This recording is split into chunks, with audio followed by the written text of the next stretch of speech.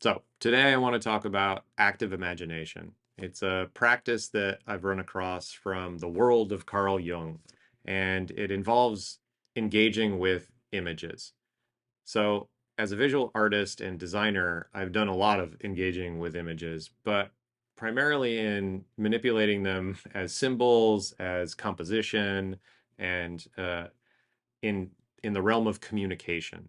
And so there is a communication aspect to active imagination, but it's very different and much more personal. So I found it to be very fascinating. So a little back story, I guess, on the practice. There is a lot out there about all of this, and I'm not going to recap all of it. But my understanding is Carl Jung was going through, I don't know, a psychic break or a shift in his perception of reality, and uh, the material of the unconscious, which I think Freud and his relationship with Freud brought this term into consciousness, uh, became unavoidable. And so in this place, he started mapping and dialoguing with the images and figures that were coming to him. And so this became a practice of uh, activating the relation to like dream material and image.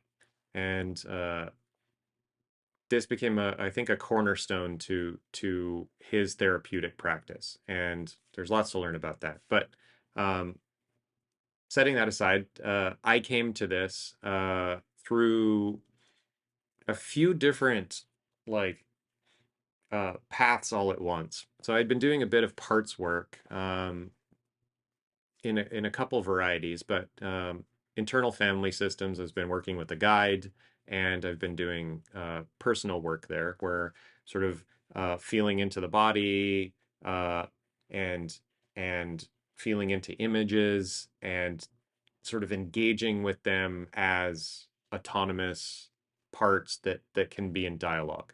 And this has been a fascinating practice, and I'll talk about it some other time. But that had cued me up towards this sense that you can do other things with your internal landscape. And so at the same time, a friend of mine was doing a bunch of had started Jungian analysis and had told me about this practice of active imagination. And I looked into it, did some cursory research, and was really excited. So I started experimenting pretty quickly, and the method of experimentation was pretty basic. It required a bit of tuning into dreams initially, which I'd been sort of hesitant around. Like, the dream world is like particularly odd and wild and all these kinds of things. And it took me a bit to tune in there. But luckily, my partner Kristen has been doing dream work, and I was able to like piggyback on some of her techniques. So the basic technique as I started it was setting an intention before I went to bed, and to capture whatever dreams arose like as I woke up from them, and basically dream journaling. So I was able to do this pretty readily, not totally consistently night after night, but I would wake up and write down the dreams, and a bunch of interesting images would show up. And later in the day, what I do is during a journaling session, sort of drop in the place that I typically do this, and start writing like from the place of the images that I captured from the dreams. So, say for instance, a figure like a feminine figure would show up, like a woman with blonde hair or something like this, who came to me with some message, um, and this would be sort of interesting and confusing and all of these kinds of things. And in the writing practice, the active imagination practice, you sort of re-engage the figure. And if the dream is pretty recent, then that material is pretty active.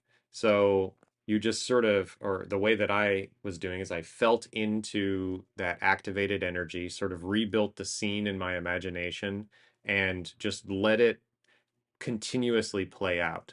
And this became a practice of sort of dialoguing, writing out the dialogue, describing uh, the character and the figure uh, in the imagination and seeing where it takes you. And it's very surprising because the thing is sort of orchestrating itself, right? The scene, the all of it. So yeah, it found that to be extremely fascinating on a bunch of different levels. Have encountered numerous figures from dreams, have written out their stories, have found pretty interesting insights, and have started to notice like a distinct shift in my perception of reality based on this practice. So I think that's a decent summary for right now. What I've noticed as like sort of benefits and shifted perception, as I mentioned, it's a my sense of the imagination as a concept, as a place, has opened up significantly. It feels a lot more animated and alive because one of the primary senses here is that the images that are coming are autonomous. They have a sort of living nature to them.